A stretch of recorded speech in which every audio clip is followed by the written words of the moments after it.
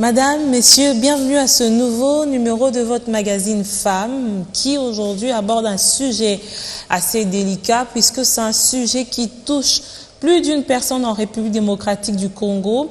Il s'agit du cancer, mais cette fois on va parler des initiatives privées ou personnelles prises par une catégorie des personnes dans la sensibilisation pour pouvoir lutter contre cette maladie. Il s'agit de la Fondation Bomoko. Nous avons la présidente de cette fondation sur ce plateau. Elle va nous parler justement de l'origine ou des initiatives prises dans ce sens, des objectifs et aussi des perspectives.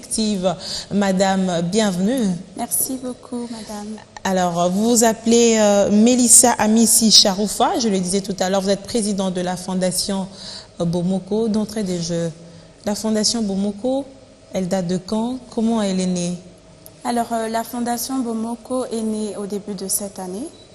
Mais nous avons commencé... C'est un tout petit bébé qui ne marche pas encore? Oui, c'est un tout petit bébé. C'est un tout petit bébé. Mais avec beaucoup d'initiatives. Oui, avec beaucoup d'initiatives. Un bébé qui a été accueilli avec beaucoup d'amour de ses parents qui sont au fait la République démocratique du Congo.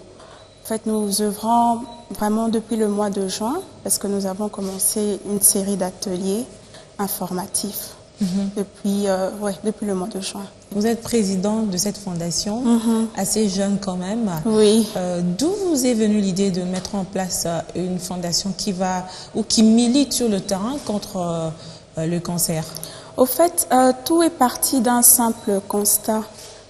Durant les 2 dernières années, dans mon entourage et même dans l'église, et même à la télévision, on apprenait tout le temps des cas de décès de mortalité liée au cancer.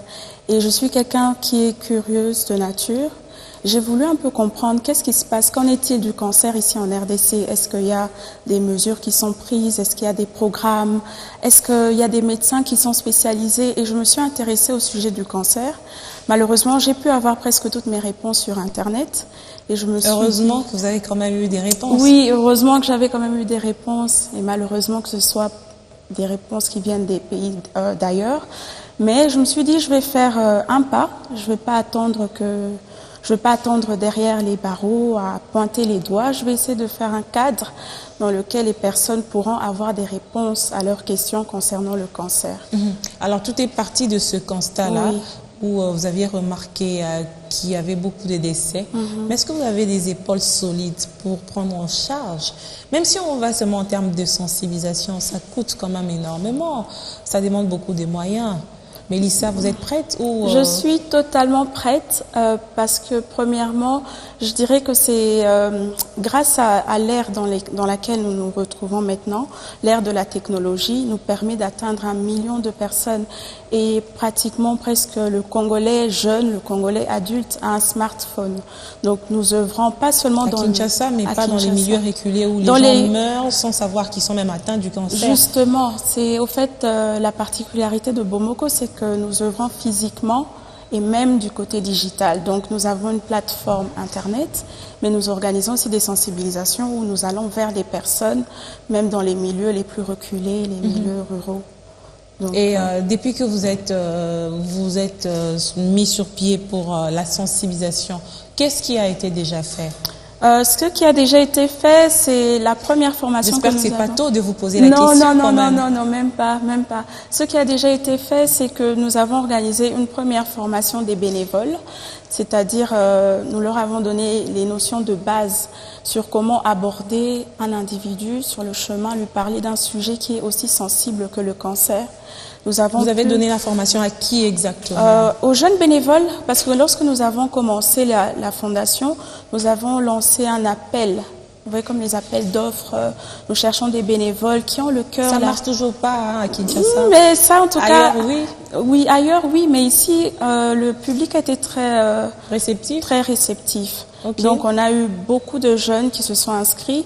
Et donc, avant de les lancer au marché, comme on peut le dire, on a dû les former, leur expliquer c'est quoi la vision et pourquoi nous avons choisi ce combat qui est le cancer. Mais à part ça, nous avons pu faire déjà 2 ateliers, essentiellement sur les cancers gynécologiques, les cancers qui touchent les femmes, le cancer de sein et le cancer du col de l'utérus. Donc, si on fait la somme de tout ça, on peut dire qu'en 3 mois, on a déjà pu réunir plus de 1000 personnes qu'on a pu déjà toucher physiquement. Sensibiliser, c'est une part des choses, mais prendre à charge aussi en est une autre part. Est-ce que aujourd'hui, Bomoko envisage quand même étendre son champ d'action dans ce sens-là? Parce que, imaginons que vous êtes sur le terrain, vous rencontrez une femme qui, après sensibilisation, elle vous dit réellement, j'ai remarqué, je suis partie à l'hôpital, mais j'ai pas assez de moyens. Comment vous faites? Alors là, j'ai pas mentionné ça au tout début de l'émission, mais en fait, ce que nous faisons, nous travaillons sur 3 axes. Donc, le premier axe étant la sensibilisation, le deuxième, l'accès au diagnostic, et le troisième, l'orientation et le soutien des personnes malades. Donc là, on est à l'étape 3 de l'orientation au traitement et le soutien des malades.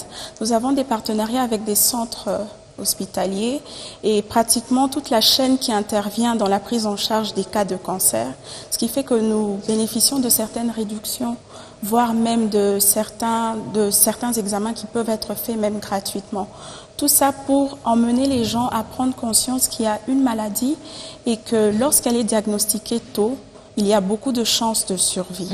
Il y a beaucoup de maladies quand même. Pourquoi avoir choisi le cancer de manière générale? Parce que j'ai vu qu'il n'y avait pas que le cancer gynécologique, il y a aussi le cancer de prostate qui est repris dans votre champ d'action quand même. Oui, au fait, le cancer, pourquoi en ce moment, c'est parce que, comme je l'ai dit précédemment, nous sommes dans une ère de technologie. Nous sommes dans une ère où les choses avancent vite et le cancer est comme une maladie, une conséquence, au fait, une face cachée du monde moderne dans lequel nous vivons aujourd'hui. Chaque époque, chaque étape de la vie ou du siècle ou du monde est toujours marquée par des grands événements. Et la maladie du siècle, de ce siècle dans lequel nous vivons, c'est le cancer. Sous d'autres cieux, la prise en charge a déjà assez évolué. Oui. Ici, c'est encore une fatalité pour beaucoup de gens. Oui, c'est encore une fatalité, mais nous travaillons d'arrache-pied pour avoir des partenariats extérieurs dans la mesure où nous pourrons envoyer certains malades bénéficier des soins en Inde ou au Kenya, dans les pays où les avancées médicales sont assez avancées. Ne pensez-vous pas que votre action serait une goutte d'eau dans l'océan dans la mesure où le gouvernement ne joue pas son rôle dans la prise en charge? Au fait, dans cette partie, moi je dis le gouvernement c'est un peu toi, c'est un peu moi, c'est un peu toute la population. Le gouvernement c'est toutes ces personnes qui se battent pour un idéal. Le gouvernement suit au fait la masse. Si la population est intéressée au cancer, je ne pense pas que le gouvernement restera assez indifférent. Bien au contraire, le gouvernement peut même nous accompagner dans ce sens, parce que ça reste un combat. Le cancer, c'est une maladie très silencieuse. Lorsqu'elle entre dans la vie de quelqu'un, surtout ici à Kinshasa, en RDC, lorsqu'on t'apprend que tu as le cancer, c'est comme si on t'informait que tu mourrais dans les 2 semaines qui viennent. Parce qu'effectivement, il n'y a pas une bonne prise en charge, ou même elle existe, mais elle est encore cachée. C'est encore réservé à un cercle. On ne sait pas exactement où est-ce qu'on doit aller. Oui. Et alors la Fondation veut mettre à la portée de tout le monde ces infos de base. Donc, il faut que quelqu'un, lorsqu'on lui informe qu'il a le cancer, qu'il sache que c'est pas d'abord une sentence de mort. Et un peu comme le VIH-Sida aujourd'hui. Oui, un peu comme le VIH aujourd'hui, qui est pratiquement une maladie chronique qu'on peut gérer maintenant dans le temps. Le cancer peut le devenir s'il est diagnostiqué tôt et si des mesures appropriées sont prises à temps. Est-ce que vous avez déjà des résultats palpables, par exemple après une certaine campagne, vous avez diagnostiqué ou les gens sont venus vers vous pour vous dire grâce à vous? Oui. Et quelle a été votre sensation? J'étais juste...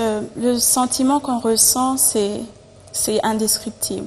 Parce qu'il y a des mamans qui viennent, bien sûr, vu mon jeune âge, mais qui arrivent quand même à se confier et disent que, franchement, Mélissa, grâce à votre fondation, je constatais tel symptôme.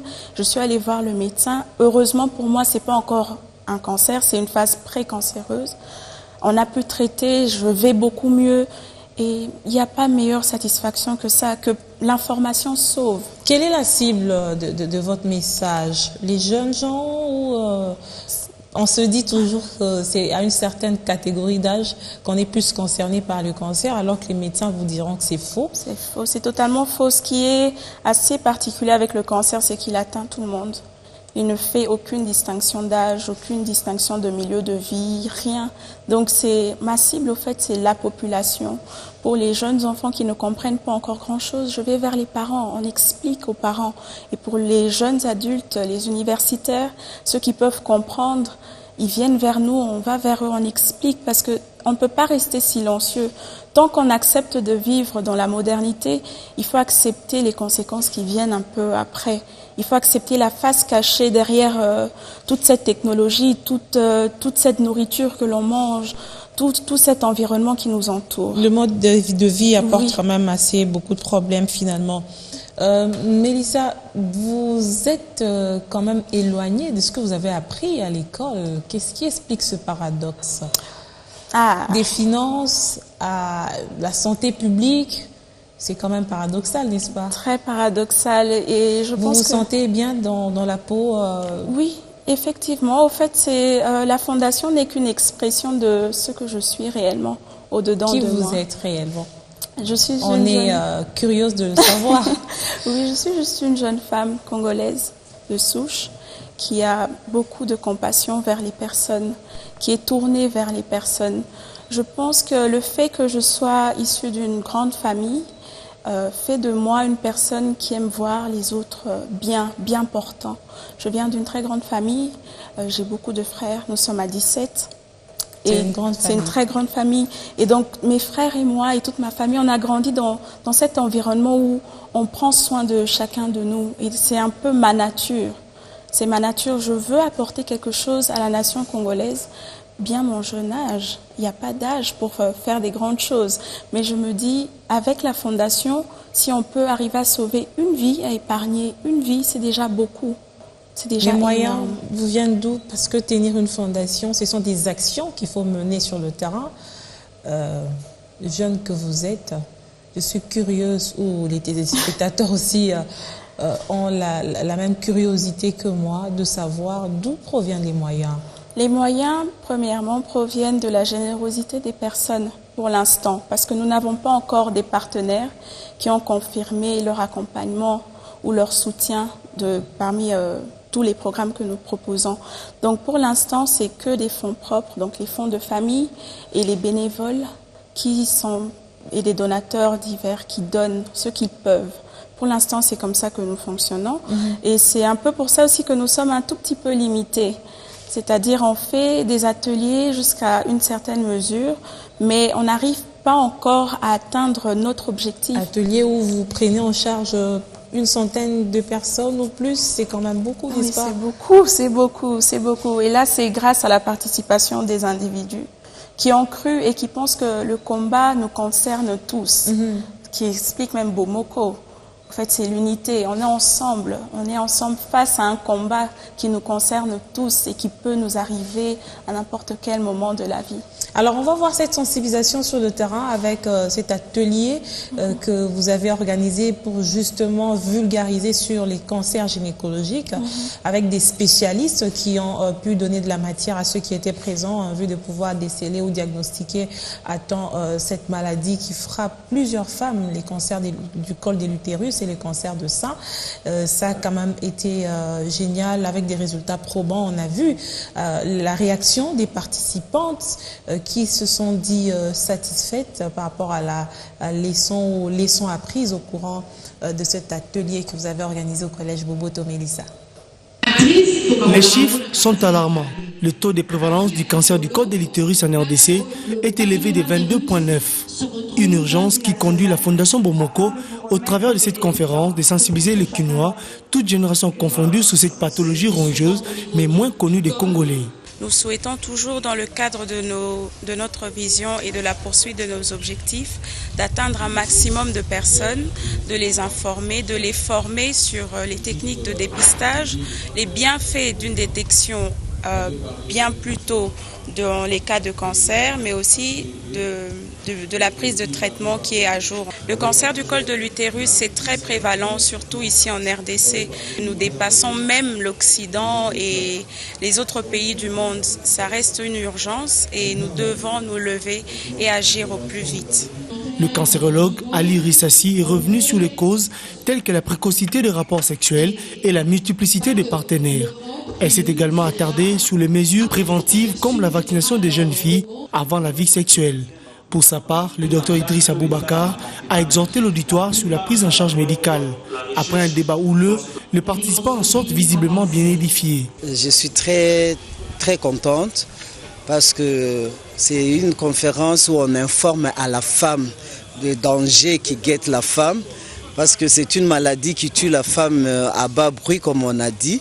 C'est mieux d'être au courant et de se faire dépister à temps afin d'être prise en charge et aussi de vivre longtemps. C'est un mal qui ronge déjà notre pays.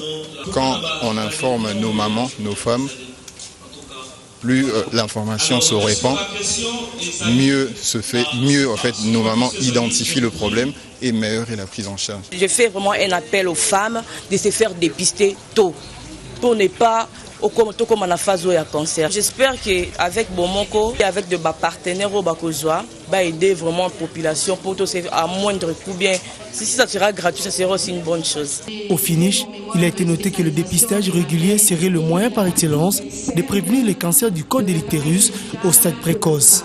Cependant, le coût actuel ne permet pas aux Congolais moyens d'en accéder. Le combat de la Fondation Bomoko est de faciliter l'accès à l'information, au diagnostic et à la prise en charge de toute forme de cancer en RDC. 3 mois d'existence, si je ne me trompe, avec des actions sur le terrain, c'est quand même encourageant pour une fondation qui vient d'être mise sur pied. Alors, peut-on espérer que dans les jours à venir, vous aurez encore un peu plus d'actions à mener pour pouvoir sensibiliser? Effectivement. Au fait, on est focalisé sur 5 types de cancers.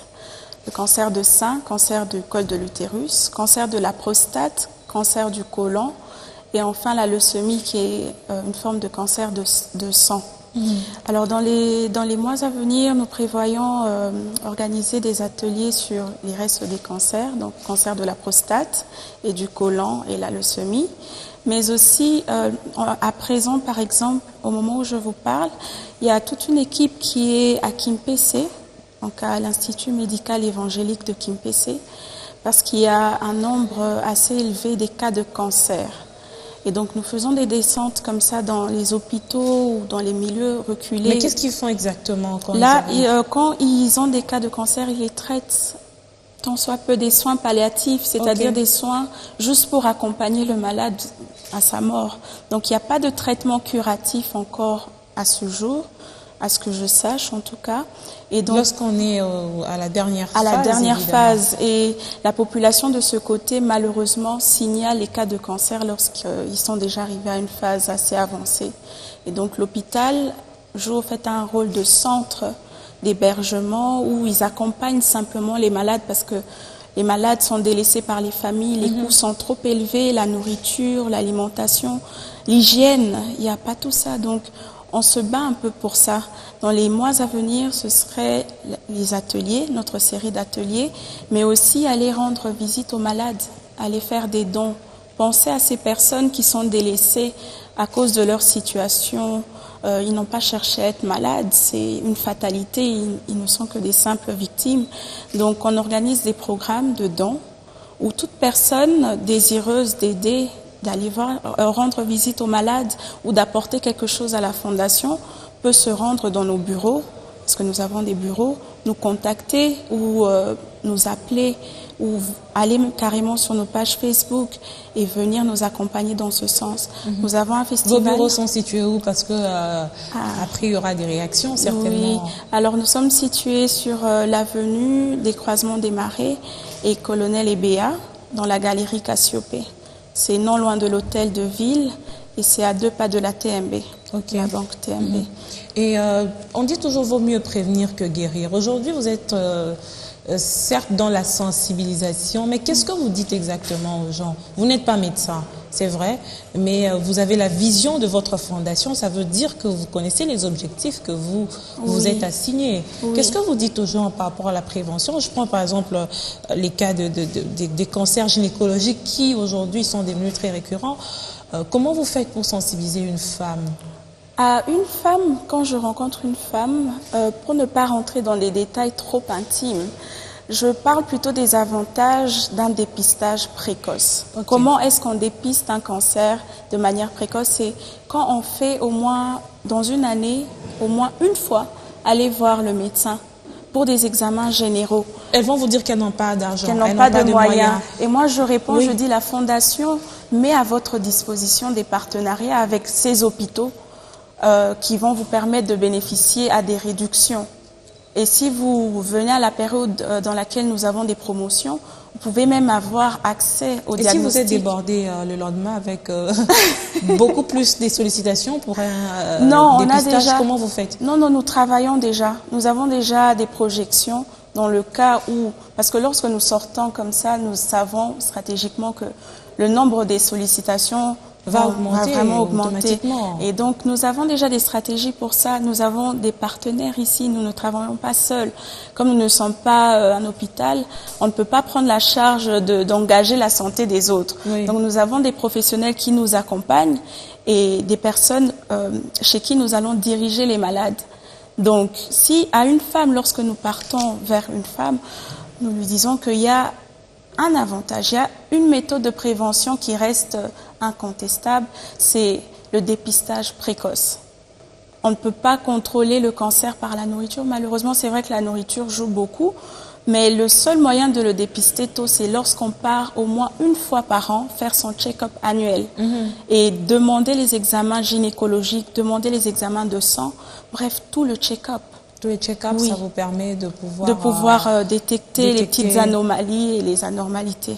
Alors, la Fondation Bomoko aujourd'hui, c'est quand même une plateforme, c'est ce cadre, comme vous l'avez dit tout au début, qui permet de parler de ces sujets qui sont assez sensibles par rapport à la société congolaise. Nous enregistrons un retard en termes de prise en charge de ces maladies, mais nous savons aussi que cette plateforme va pouvoir aider à pouvoir combler certains déficits par rapport à la question.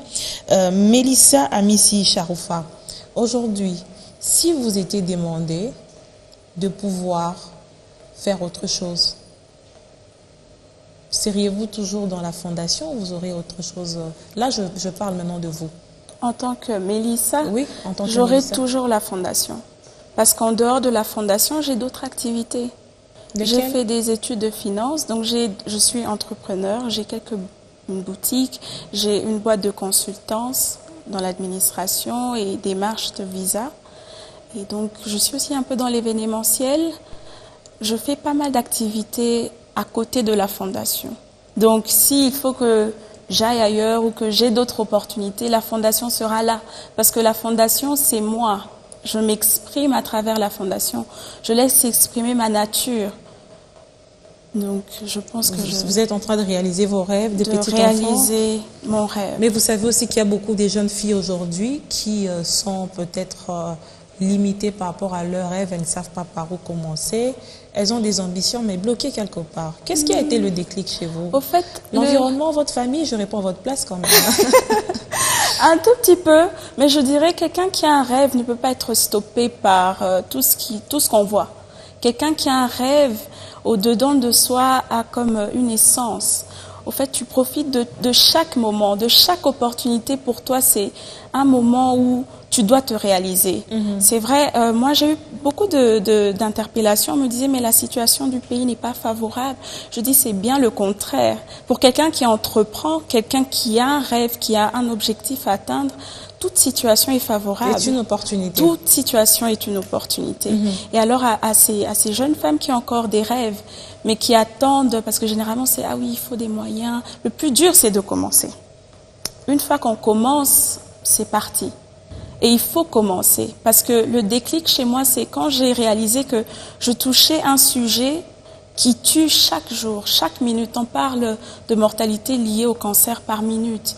Il y a des chiffres élevés que l'OMS nous donne chaque année, fait des rapports chaque année. Le cancer, les chiffres n'arrêtent pas de grimper. Et je ne parle pas de quelque chose qui doit attendre. Non, il ne faut pas rester silencieux. Le cancer est agressif et nous devons être agressifs aussi dans notre façon d'agir, dans notre façon de commencer. Il faut aller vite. Le monde va vite ces derniers jours et il faut aller vite aussi. Avec qui vous travaillez? Des jeunes? Oui. Des vieux? Des jeunes, des jeunes. Mon équipe est composée essentiellement des jeunes. On n'est pas encore dans la quarantaine tous, donc je nous considère jeunes. De toute façon, la jeunesse, c'est un état Oui, d'esprit c'est aussi. vraiment un état d'esprit aussi, mais les professionnels sont tous... Il vous est plus difficile ou plus facile de travailler avec les femmes que les hommes? Non. Vous n'avez pas de préférence? Non, je préfère les deux. On dit toujours qu'il y a un adage en lingala qui dit que basi batonga ambo kate. Non, bien au contraire. Nous, les femmes, nous sommes très dans les petits détails. Donc, peut-être... Les petits détails qui, par moments, ne jouent pas toujours à notre faveur dans la cohabitation. En tout cas, dans la fondation, je ne connais pas ça. J'aime plutôt l'apport féminin parce qu'il y a ce cœur, le cœur de mère, le cœur de sœur qui intervient. Et quand on a des appels, les femmes sont plus promptes. La femme congolaise, la femme africaine en général, elle aime. Elle a un cœur à aimer. Et c'est ça qui est beau, en fait. Parce que quand je travaille avec mes collègues qui sont femmes, on est en symbiose. Elles comprennent ce que je veux dire. Il s'agit de la vie de quelqu'un. Donc, il y a ce cœur, il y a cette promptitude. Oui, la susceptibilité de la femme. Et comment entrevoyez-vous l'avenir de la femme congolaise, de manière générale? De manière générale, la femme congolaise, elle est juste une bombe à retardement. Parce que la femme congolaise, non pas dans le domaine des affaires, mais même dans le domaine de santé, je pense que je suis déjà un exemple, c'est que la femme congolaise a plusieurs points qu'elle peut toucher et même apporter un changement au niveau mondial. Au niveau du monde, la femme congolaise a beaucoup à donner. L'art, c'est nous, à peu près. La musique, c'est encore nous. Le journalisme, c'est vous. Et maintenant, la santé aussi, j'essaie d'apporter quelque chose. Il y a des repères, oui. Oui. Et donc, la femme congolaise a vraiment un grand rôle à jouer dans le monde, pas seulement en Afrique. Qui vous motive le plus ou qu'est-ce qui vous motive le plus? Ce qui me motive réellement, c'est de pouvoir sauver mes sœurs, mes mères, ma famille, qui est au fait la nation congolaise. Et au-delà de ça, aller en Afrique, aller toucher le monde, apporter le message d'espoir. Vous rêvez grand, n'est-ce pas? Très grand, très grand. Et la personne qui m'inspire le plus, c'est Michelle Obama. Parce que je trouve que c'est une femme Vous avez quand même des traits de ressemblance aussi. On vous l'a déjà dit? Oui, on me l'a déjà dit. C'est elle qui m'inspire parce que je trouve en elle une femme courageuse, une femme qui a osé. C'est déjà pas facile d'être une femme noire dans ce monde. Et être encore une femme de président et s'affirmer en tant que femme. Elle n'est pas connue comme la femme uniquement du président Obama, mais elle est connue en tant qu'elle.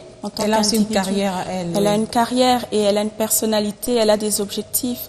Et je pense que... Est-ce que c'est toujours important pour des jeunes de se projeter en quelqu'un comme modèle? Oui. Parce que quand on a devant nous un objectif, quand on a devant nous un modèle, on se dit, je veux un jour ressembler à cette femme, je veux un jour parler, influencer les jeunes comme elle. Tout ce qu'on fait chaque jour, au fait, on se rapproche un tout petit peu plus. Vous êtes allé quand même un peu plus loin, et si on revenait dans notre pays? Dans notre pays? Oui, il y a beaucoup de modèles. Premièrement, c'est ma mère, parce que c'est une femme très forte. Comme toute femme, bien sûr. Comme toute femme. C'est ma mère et toutes les survivantes de cancer. Parce qu'on a on a rencontré dans nos ateliers, on a eu à rencontrer 2 femmes qui ont bravé ce cap, qui ont subi tout ce qu'il fallait subir, tous les traitements lourds, mais elles sont debout, elles sont fortes. Vivantes. Ce sont ces femmes-là qui m'encouragent et qui me motivent. Parce que même quand elles me voient, elles me disent, Mélissa, si on avait cette fondation bien plus tôt, on est certaine qu'on n'aurait pas pu atteindre cette étape. Et ce sont ces femmes, dans leurs yeux, vous voyez qu'elles dégagent une force. Et c'est ça la force. Et c'est ça aussi qui fait votre force. On va finir notre entretien de ce jour, Mélissa. En 1 minute, pouviez-vous vous résumer? Il est quand même difficile de pouvoir circonscrire en quelques minutes tout ce qu'on a eu comme idée, mais c'est un exercice auquel on va vous soumettre. D'accord. Au fait, la Fondation Bomoko est une fondation qui lutte contre 5 types de cancers. Nous avons 3 axes d'intervention qui sont la sensibilisation, l'accès au diagnostic et l'orientation au traitement.